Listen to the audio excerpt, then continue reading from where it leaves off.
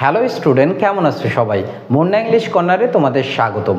আজকে আমরা SSC second পেপারের 3 নম্বর টপিক নিয়ে কথা বলতে যাচ্ছি, স্পেশাল ওয়ার্ডস অ্যান্ড ফ্রেজ নিয়ে। এটা এসএসসি গ্রামারে কত নম্বর টপিকে আসে? 3 নম্বর। আমরা এখানে 17 থেকে 18টা রুল পড়ব, যে রুলসগুলোর মাধ্যমে এই টপিকে পাসে পাস পাবো, 4 পাওয়ার কোনো চান্স নেই। এবার আসি রুলস নাম্বার 1, বলছে ওয়াজ বর্ন অথবা ওয়ার বর্ন আমরা কখন ব্যবহার করব? কারো যদি জন্মগ্রহণ করা বোঝায় তখন আমরা ওয়াজ বর্ন অথবা ওয়ার বর্ন ব্যবহার করব। সেক্ষেত্রে গঠনটা কেমন হবে? গঠন হবে, দেখো গঠন দেওয়া আছে, সাবজেক্টের পর যদি আমরা গ্যাপ পাই, গ্যাপের পরে টাইম অথবা প্লেস পাই, সেই গ্যাপে আমরা ওয়াজ বর্ন অথবা ওয়ার বর্ন ব্যবহার করব। যেমন এক্সাম্পল হিসেবে আমি যদি তোমাদের বলি, Nazrul dash in,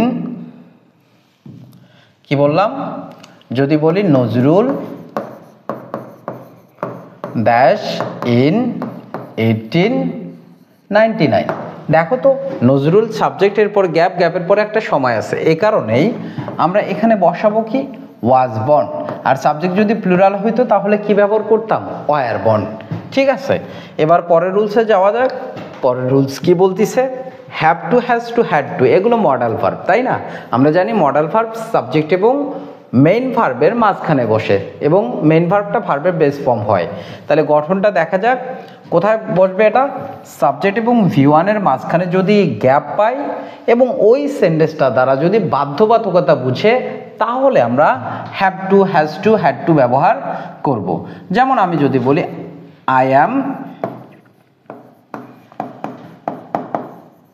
seriously ill, I dash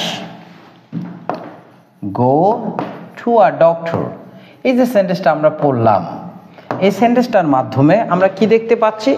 যে গ্যাপ আছে সাবজেক্ট এবং V1-এর মাঝখানে, এবং এই সেন্টেন্সটা দ্বারা বাধ্যবাধকতা বোঝাচ্ছে। দেখো আমি মারাত্মক অসুস্থ, I dash go to a doctor, তাহলে আমাকে ডাক্তারের কাছে যেতেই হবে।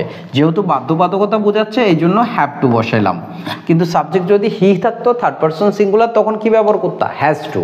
আর যদি পাস্ট টেন্সে থাকতো I was seriously ill, I, তখন কি ব্যবহার করতাম? Had to. আশা করি সবাই বুঝতে পারছো। স্পোকেন ইংলিশে আমরা যখন করতেই হবে, খাইতেই হবে, যাইতে হবে, এমন অর্থে হ্যাভ টু, হ্যাজ টু ব্যবহার করব। পরের রুলসে যাই, হ্যাড বেটার। এই হ্যাড বেটারটা কখন ব্যবহৃত হয়? বরং অর্থে আমরা কি ব্যবহার করি? হ্যাড বেটার ব্যবহার করি। এটাও যেহেতু একটা মডাল ভার্ব, সেম গঠন আমাদের হবে, সাবজেক্ট এবং V1-এর মাঝখানে গ্যাপ থাকবে। এখন তোমরা বলতে পারো ভাইয়া have to, has to, subject V1-এর মাঝখানে gap, had to, had better, subject V1-এর মাঝখানে গ্যাপ, তাহলে কিভাবে বুঝবো have to, has to, had to বসবে না হ্যাড বেটার বসবে? তাহলে আমি তোমাদের বলি, যদি সেন্টেন্সটা দ্বারা বাধ্যবাধকতা বোঝায়, কম্পালসরি কোনো কিছু বোঝায়, তখন হ্যাভ টু, হ্যাজ টু বসবে। আর যদি কম্পালসরি না বোঝায়, তখন আমরা হ্যাড বেটার ব্যবহার করব। ফর এক্সাম্পল দেখো, আমি যদি বলি ইট ইজ রেইনিং আউটসাইড, অর্থাৎ কি? বাইরে বৃষ্টি হচ্ছে। You dash stay at home, বলছে বাইরে বৃষ্টি হচ্ছে, তুমি বরং বাসায় থাকো। দেখো তো এখানে কোথায় গ্যাপ? সাবজেক্ট V1-এর মাঝখানে গ্যাপ। এটা দ্বারা কি বাধ্যবাধকতা বোঝাচ্ছে? বাইরে বৃষ্টি হলে কি বাসায় থাকা বাধ্যতামূলক? অবশ্যই না। এই জন্য আমরা বরং অর্থে কি ব্যবহার করব? হ্যাড বেটার ব্যবহার করব। আশা করি সবাই বুঝতে পারছো, তাই কি না? তাহলে বরং তুমি এটা করো, বরং তুমি ওটা করো, বরং তুমি তাকে দেখো, বরং তুমি সেখানে যাও, এমন অর্থে আমরা কি ব্যবহার করব? Had better. তাহলে তোমাদের যদি বলা হয় বরং তুমি সেখানে যাও, তাহলে কি ইংলিশ কি হবে? ইউ হ্যাড বেটার গো দেয়ার। এর পরের রুলসে আসি, উড রাদার। এই উড রাদার চেয়ে অর্থে ব্যবহৃত হয়, এটাও একটা মডাল ভার্ব। এ কারণে এই গঠনটা কোথায় হবে? সাবজেক্ট এবং V1-এর মাঝখানে। তাহলে যখন আমরা সাবজেক্ট এবং V1-এর মাঝখানে গ্যাপ পাবো, ওই গ্যাপের মধ্যে আমরা বসাই দিব কি? Would rather. কেমনে? যদি সেন্টেন্সে দেন থাকে এবং একটা কাজের থেকে আরেকটা কাজ করা ভালো বোঝায়। আমরা মাঝে মধ্যে প্রিয় মানুষটার সঙ্গে রাগারাগি করে বলে থাকি, তোমার সঙ্গে কথা বলার চেয়ে মরাই ভালো। এই যে একটা কাজ করার চেয়ে আরেকটা কাজ বেটার মনে হচ্ছে, এক্ষেত্রে আমরা হ্যাড বেটার ব্যবহার করব। কেমন? উদাহরণে আসি। যেমন দেখো, আই ড্যাশ ডাই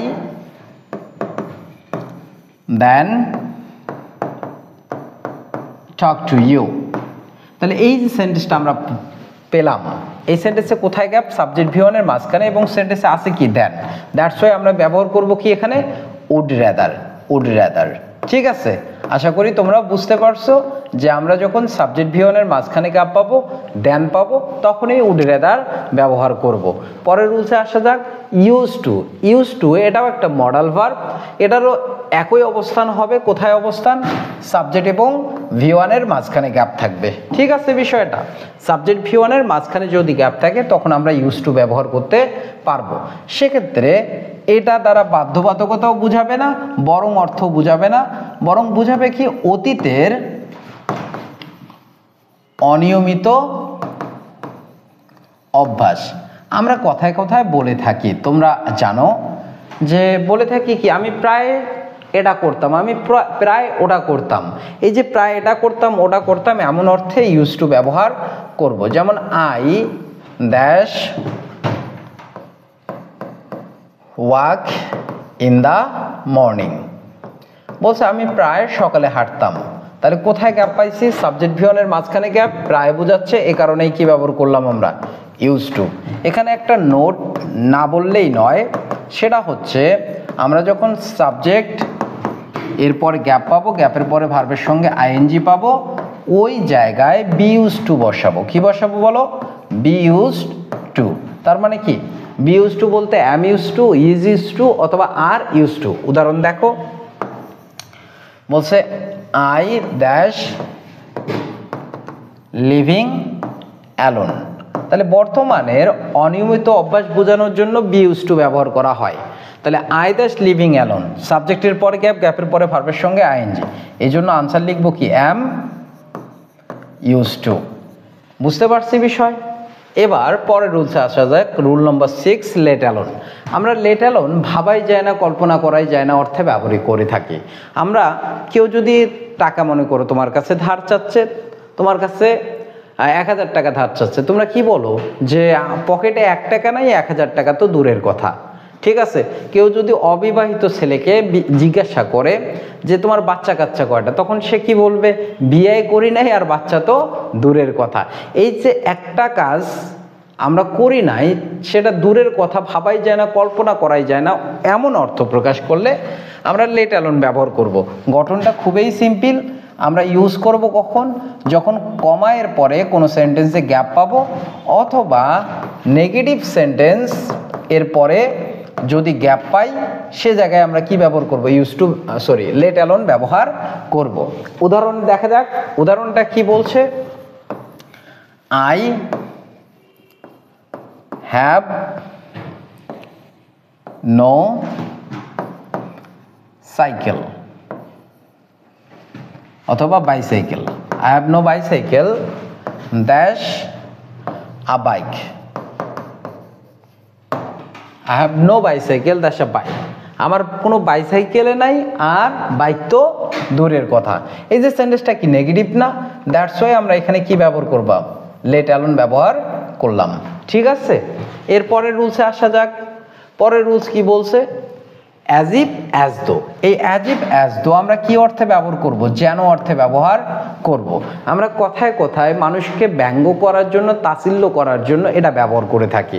যেমন আমরা বলি না যে ছেলেটা যেভাবে কথা বলে যেন লাট সাহেবের ব্যাটা, বলি কি না? কোনো মেয়ের ভাব দেখলে বলি কি? মেয়েটা যেভাবে কথা বলে যেন প্রিন্সেস ডায়না, বলি কি না? সে যেভাবে চলে যেন পাগল। এই যে এমন অর্থ প্রকাশ করলে আমরা অ্যাজ ইফ অ্যাজ দো ব্যবহার করব। সেক্ষেত্রে আমাদের একটা স্ট্রাকচার মেনটেন করতে হবে, সেটা অ্যাজ ইফ অ্যাজ দো যেহেতু কনজাংশন, এটা দুই ক্লোজের মাঝখানে বসবে। আগেরটা যদি প্রেজেন্ট ইনডিফিনিট হয়, পরেরটা যদি পাস্ট ইনডিফিনিট হয়, তখন আমরা অ্যাজ ইফ অ্যাজ দো ব্যবহার করতে পারবো।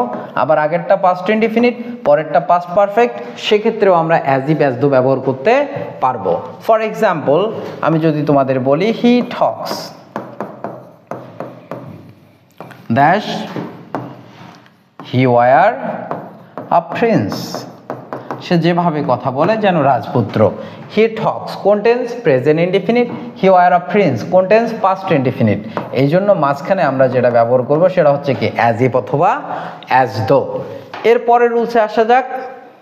নেক্সট রুল আমাদের কি বলছে, হোয়াট ডাজ লুক লাইক। এই হোয়াট ডাজ লুক লাইক এই বিষয়টা আমরা কখন ব্যবহার করব? হোয়াট ডাজ লুক লাইক দেখতে কেমন অর্থে ব্যবহৃত হয়?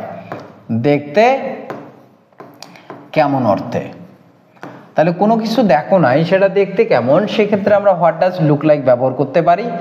এর সঙ্গে আরেকটা জিনিস ব্যবহার করতে পারি, সেটা হচ্ছে হোয়াটস লাইক, শুধু হোয়াটস লাইক, এটাও দেখতে কেমন অর্থেই ব্যবহৃত হয়। তাহলে এই দুটা জিনিস আমরা কখন ব্যবহার করব? ব্যবহার বা গঠন দেখো, সেন্টেন্সের মধ্যে যখন দুটি গ্যাপ পাবো এবং শেষে ইন্টারোগেটিভ সাইন পাবো, সেক্ষেত্রে আমরা হোয়াট ডাজ লুক লাইক বা হোয়াটস লাইক ব্যবহার করব। কিন্তু তোমাদের কথা হইতে পারে, ভাইয়া হোয়াট ডাজ লুক লাইক আছে, হোয়াটস লাইকও আছে, আমরা কখন কোনটা ব্যবহার করব বলেন তো দেখি। আমরা যখন দেখব কোনো কিছু অস্বাভাবিক বোঝাচ্ছে, অস্বাভাবিক কোনো কিছু দেখতে কেমন, সেক্ষেত্রে আমরা ব্যবহার করব কি, হোয়াট ডাজ লুক লাইক। আর কোনোটা যদি স্বাভাবিক কোনো কিছু দেখতে কেমন বোঝায়, তখন আমরা ব্যবহার করব কি, হোয়াটস লাইক। ঠিক আছে, উদাহরণ আমি দিচ্ছি, দেখো বলছে দ্যাশ আ গোস্ট, দ্যাশ কটা গ্যাপ, দুইটা না? আবার দেখো দ্যাশ ইয়োর নিউ বস, দ্যাশ কটা গ্যাপ, দুইটা। তাহলে দুটাতেই দুটা গ্যাপ আছে এবং শেষে ইন্টারোগেটিভ সাইন আছে। তাহলে আমরা হোয়াট ডাজ লুক লাইকও বসাইতে পারি, হোয়াটস লাইকও বসাইতে পারি। এখন কথা হচ্ছে ভাইয়া বসাবো তাহলে কোনটা, বসাবো কোনটা? যেহেতু আমরা এই যে দ্যাশ আর গোস্ট, দ্যাশ ভূত দেখতে কেমন, এটা অস্বাভাবিক মনে হচ্ছে না, এই কারণেই এই জায়গায় আমরা বসাবো কি, what does look like. Look like. এবার দেখো তো, ইওর নিউ বস দ্যাশ, তোমার নতুন বস কেমন, এটা কি স্বাভাবিক একটা জিনিস না? এজন্য আমরা কি বসাবো, হোয়াটস লাইক। আশা করি তোমরা বুঝতে পারছো। আমরা পরের রুলসে চলে যাই। পরের রুলস কি বলছে, আমরা 8 নম্বর রুল দেখি, হোয়াটস it like. What's it like, এই হোয়াটস ইট লাইক আমরা কখন ব্যবহার করব? করতে কেমন, করতে কেমন এমন জিজ্ঞাসা করতে হোয়াট ইট লাইক ব্যবহার করতে পারবো। ঠিক আছে, যেমন দেখো কখন ব্যবহার করব, আমরা যখন দেখব সেন্টেন্সের শুরুতে গ্যাপ আছে, সেন্টেন্সের শুরুতে গ্যাপ আছে, এরপরে ভার্বের সঙ্গে আইএনজি আছে এবং শেষে কি আছে, ইন্টারোগেটিভ সাইন, ওই জায়গায় আমরা কি ব্যবহার করতে পারবো, হোয়াটস ইট লাইক। ঠিক একই উড ইউ মাইন্ড, এটাও আমরা ব্যবহার করতে পারবো, শুরুতে গ্যাপ পাবো, ভার্বের সঙ্গে আইএনজি পাবো এবং শেষে ইন্টারোগেটিভ সাইন পাবো। তাহলে দুইটা জিনিসেই একই রকম হয়ে যাচ্ছে গঠন। কিভাবে কোনটা ব্যবহার করব সেই বিষয়টা আমি তোমাদের একটু ক্লিয়ার করে বলি। যখন আমরা কোনো সেন্টেন্স দ্বারা অনুরোধ করা বুঝাবে, তখন আমরা অনুরোধ করা বুঝালেই উড ইউ মাইন্ড ব্যবহার করব। গঠনটা তখন কি হবে, সেন্টেন্সের শুরুতে গ্যাপ, এরপরে ভার্বের সঙ্গে আইএনজি, শেষে ইন্টারোগেটিভ সাইন। যেমন দেখো দ্যাশ opening the Windows, window, opening the window. দেখো তো কোথায় গ্যাপ, শুরুতে, এরপরে ভার্বের সঙ্গে আইএনজি, শেষে ইন্টারোগেটিভ সাইন। এবার আরেকটা উদাহরণ দেই, দ্যাশ ফ্লাইং ইন দ্য স্কাই। এই দুটা সেন্টেন্স আমরা দেখতেছি, শুরুতে গ্যাপ আছে, শেষে ইন্টারোগেটিভ সাইন আছে, এরপর ভার্বের সঙ্গে কি আছে, আইএনজি। তাহলে আমরা হোয়াটস ইট লাইকও বসাইতে পারি, উড ইউ মাইন্ডও বসাইতে পারি, হোয়াটস ইট লাইকও বসাইতে পারি, উড ইউ মাইন্ডও বসাইতে পারি। এখন কথা হচ্ছে কোনটা বসাবো আমরা। দেখো তো কোনটা দ্বারা অনুরোধ করা বোঝাচ্ছে। আমি কি কখনো জিজ্ঞাসা করব জানালা খুলতে কেমন লাগে?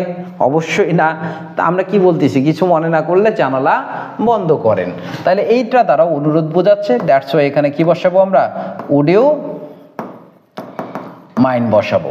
আর এটা দ্বারা যেহেতু আকাশে উঠতে কেমন লাগে এই যে জিজ্ঞাসা করা, এ কারণেই আমরা বসাবো কি, what's it like flying in the sky. বুঝতে পারছি সবাই? এবার দেখো হোয়াট ইফ এর ব্যবহার। হোয়াট ইফটা যদি অর্থে ব্যবহার হয়, কখন ব্যবহার করব আমরা, যখন দেখব সেন্টেন্সের শুরুতে গ্যাপ আছে, গ্যাপের পরে একটা সাবজেক্ট আছে। দেখো আমরা সেন্টেন্সের শুরুতে এখানেও গ্যাপ পাইছিলাম, কিন্তু ভার্বের সঙ্গে কি পাইছি? আইএনজি। এখানে কি পাবো? সাবজেক্ট। এবং সেন্টেন্সের একদম শেষে একটা ইন্টারোগেটিভ সাইন থাকবে।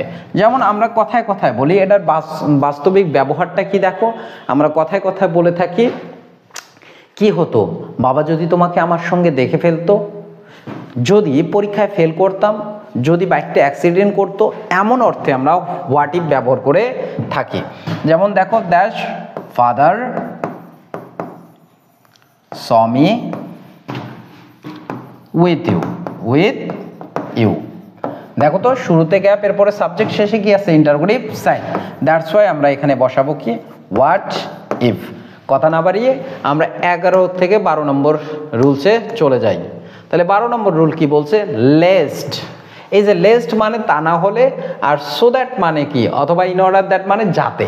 এই দুইটা একসঙ্গে আমরা পড়বো, এই দুইটাই কনজাংশন। সো লেস্ট মানে তা না হলে, সো দ্যাট বা ইন অর্ডার দ্যাট মানে কি, যাতে।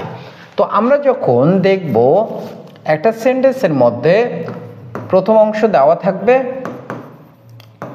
তারপরে গ্যাপ পাবো, এরপরে সাবজেক্ট, দেন কুড, এরপরে আমরা কি পাবো? শুড অথবা মাইট। শুড অথবা মাইট। তার মানে সহজ করে আমি তোমাদের একটু বুঝাই, দুইটা ক্লোজ, এইদিকে একটা ক্লোজ, এইদিকে একটা ক্লোজ, এর মাঝখানে গ্যাপ থাকবে, এবং গ্যাপের পরে আমরা সাবজেক্টের পর শুড অথবা মাইট পাবো, সেই জায়গায় আমরা বসাই দিব কি? লেস্ট। এবার দেখো সো দ্যাটের ক্ষেত্রে গঠনটা কেমন হবে? খুব সহজ, দেখার সঙ্গে সঙ্গে আমরা বসাই দিতে পারবো। এখানে থাকবে কি? ক্যান অথবা কুড, মাঝে মধ্যে মে থাকতে পারে। তাহলে আমরা যখন দুই ক্লোজের মাঝখানে গ্যাপ পাবো, গ্যাপের পরে শুড মাইট পাবো, তখন লেস্ট বসাবো, ক্যান কুড পাইলে সো দ্যাট বা ইন অর্ডার দ্যাট ব্যবহার করব। তাহলে একটু উদাহরণে আসা যাক। বলছে study hard dash you should fail. You should fail. দেখো এই দুই ক্লোজের মাঝখানে গ্যাপ আছে, এরপরে শুড আছে, এই কারণেই আমরা এখানে কি বসাবো? লেস্ট। কিন্তু আমি যদি তোমাদের বলি যে study hard dash you could miss A plus, miss you can miss A plus, you can miss A plus. দেখো তাহলে এই সেন্টেন্সটা আমরা আরেকটু ভালো করে লিখি। আমি যদি তোমাদের বলি study hard dash you can get A plus.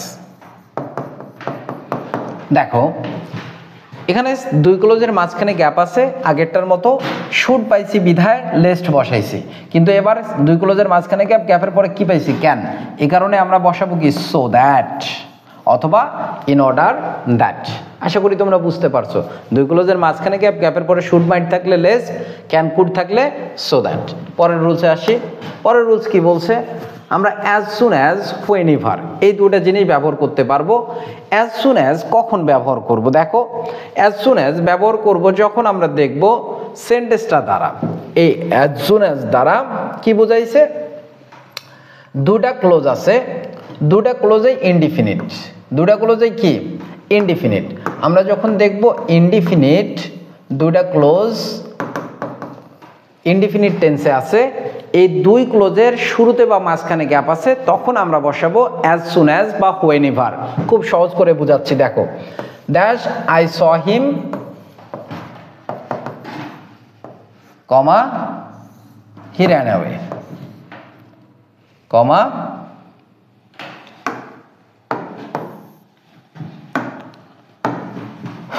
দেখো হি র্যান অ্যাওয়ে।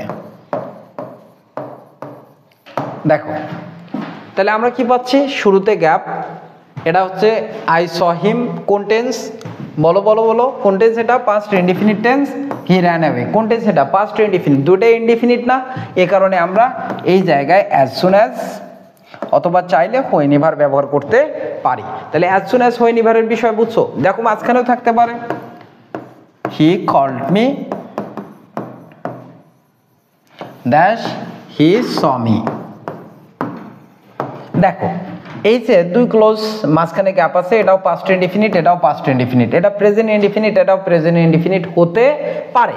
সেক্ষেত্রে আমরা অ্যাজ সুন অ্যাজ অথবা কি বসাবো? হোয়েনিভার ব্যবহার করব। ঠিক আছে, এবার পরের রুলসে আসা যাক। 15 নম্বর যে রুল বলছে no sooner had than, scarcely had when, hardly had when, হতে না হতেই অর্থে ব্যবহৃত হয়। যেমন আমি যেতে না যেতেই, দেখতে না দেখতেই, বলতে না বলতেই, এমন অর্থে আমরা কি ব্যবহার করে থাকি? নো সুনার হ্যাড দেন ব্যবহার করে থাকি।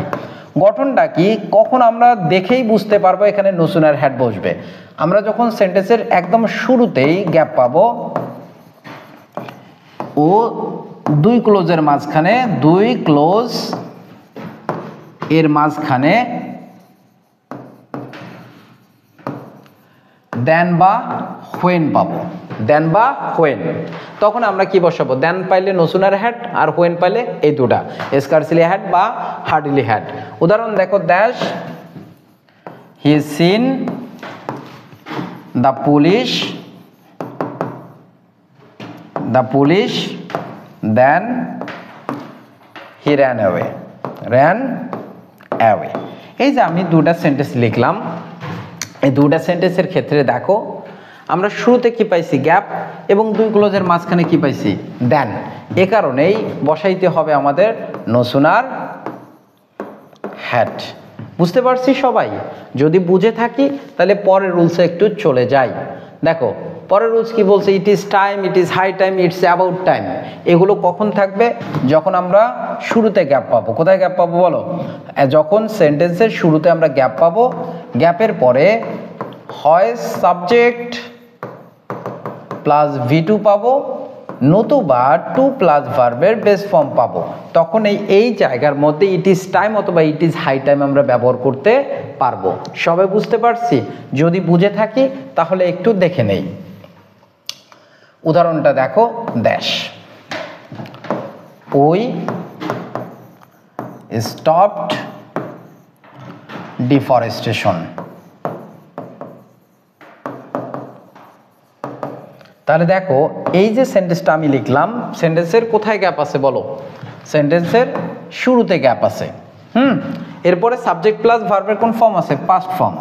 এই কারণেই আমাদের এই জায়গায় বসাইতে হবে ইট ইজ হাই টাইম। বুঝছি সবাই? তাহলে শুরুতে গ্যাপ, এরপরে সাবজেক্ট প্লাস V2 অথবা 2 প্লাস V1 থাকলে it is high time, it is time, এই দুটার যে কোনো একটা ব্যবহার করতে পারবো। আরেকটা রুল তোমাদের না পড়াইলেই নয়, মাঝে মধ্যে ইট থাকে, আমরা জানি ইটের বাংলা হচ্ছে এটা, মাঝে মধ্যে দেয়ার থাকে, দেয়ারের বাংলা কি? সেখানে। এই দুটা জিনিস কখন কোনটা ব্যবহার করব? আমরা জানি দুইটাই সাবজেক্ট হিসেবে ব্যবহার হয়।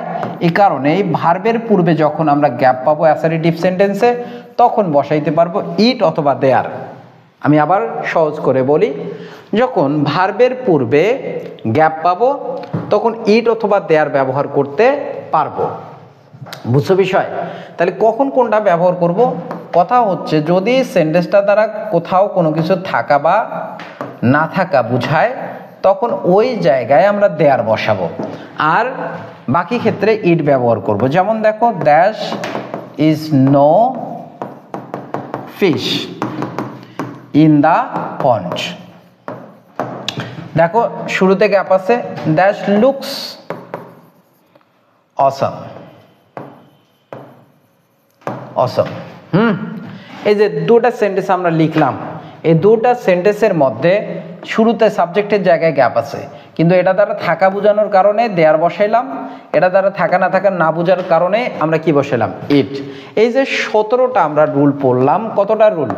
17টা যে রুল পড়লাম, এই 17টা রুল দিয়ে আমরা ওয়ার্ড ফ্রেজের পুরা চ্যাপ্টার শেষ করতে পারবো।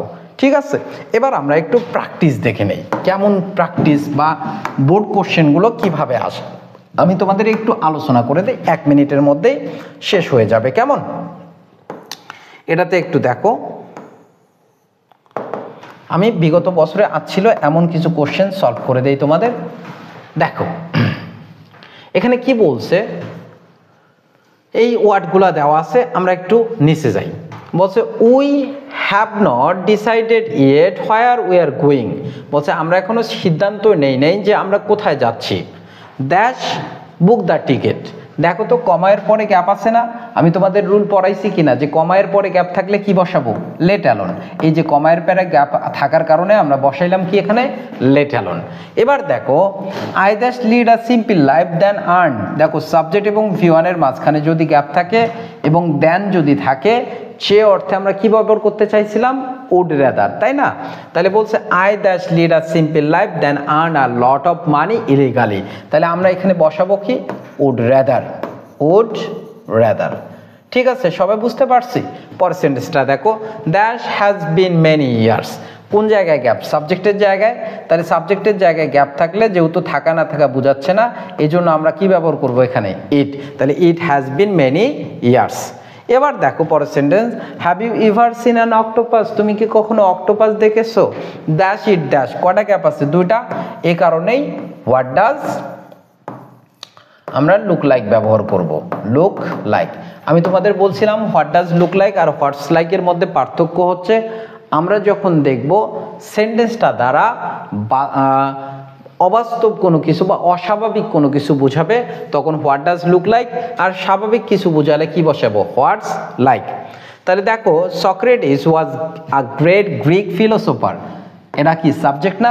সাবজেক্টের পরে যখন গ্যাপ পাবো, গ্যাপের পরে যখন টাইম বা প্লেস পাবো, যেহেতু টাইম আছে বসাই দিব কি, ওয়াজ বর্ন, এখানে কোনো কথাই হবে না। বাকি অংশটুকু দেখো, দ্য সেইলর্স ওয়ার টারিফাইড, মানে কি, নাবিকেরা খুব ভয় পেয়ে গেছিল। দ্যাশ ওয়ার নো বার্ডস, তাহলে কোথায় গ্যাপ, সাবজেক্টের জায়গায়, থাকা না থাকা বুঝাইছে, দ্যাটস ওয়াই আমরা কি ব্যবহার করবো, দেয়ার। সবাই বুঝতে পারছি? পরের সেন্টেন্সটা দেখো, he is not at home, সে বাড়িতে নেই, তাই কি না?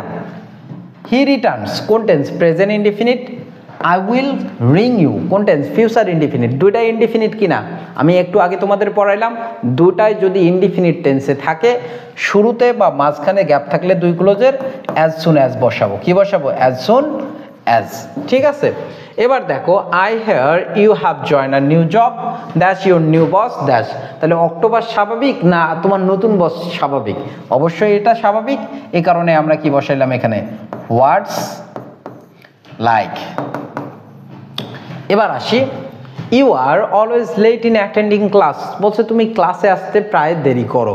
ইউ দ্যাশ বি অন টাইম, তাহলে এখানে আমরা বসাবো কি, হ্যাড বেটার, তুমি বরং সময় মতো আসিও। ঠিক আছে, কারণ আমরা দেখতেছি সাবজেক্ট V1 এর মাঝখানে যদি গ্যাপ থাকে, আমরা জানি সাবজেক্ট V1 এর মাঝখানে গ্যাপ থাকলে যেটা তারা কম্পালসরি বোঝাবে সেক্ষেত্রে হ্যাভ টু হ্যাজ টু বসবে। নিচের সেন্টেন্সটা দেখো, আই দ্যাশ গো, এখানেও সাবজেক্ট V1 এর মাঝখানে গ্যাপ, এখানেও সাবজেক্ট V1 এর মাঝখানে গ্যাপ, কিন্তু নিচেরটা দ্বারা কম্পালসরি বোঝাচ্ছে। I dash go to the railway station by 5, আমাকে 5টার মধ্যে রেলওয়ে স্টেশন যেতে হবে, তা না হলে আমি ট্রেন মিস করব। তাহলে ট্রেন কি আমার শ্বশুরের, যে আমার জন্য অপেক্ষা করবে, তাহলে বা 5টার মধ্যে যাওয়া কি বাধ্যতামূলক না? এই জন্য এখানে কি বসাবো আমরা, হ্যাভ টু, আর এখানে আমরা বসাবো কি, হ্যাড বেটার। ঠিক আছে, এই যে মজার আমরা একটা ক্লাস করলাম, হ্যাঁ, এই ক্লাসটা এভাবে আমরা প্রত্যেকটা টপিক আলোচনা করব। তোমাদের যদি প্রয়োজন হয় এই টপিকের উপর আরও এক্সারসাইজ করার, তাহলে আমাকে কমেন্ট সেকশনে একটু জানাই দিও যে ভাইয়া আর কিছু আপনি প্র্যাকটিস করাই দেন, তাহলে ভালো হয়। তাহলে আমি নেক্সটে এর উপর আবার ভিডিও বানাবো। ধন্যবাদ সবাইকে এতক্ষণ ভিডিওটা দেখার জন্য, ধন্যবাদ।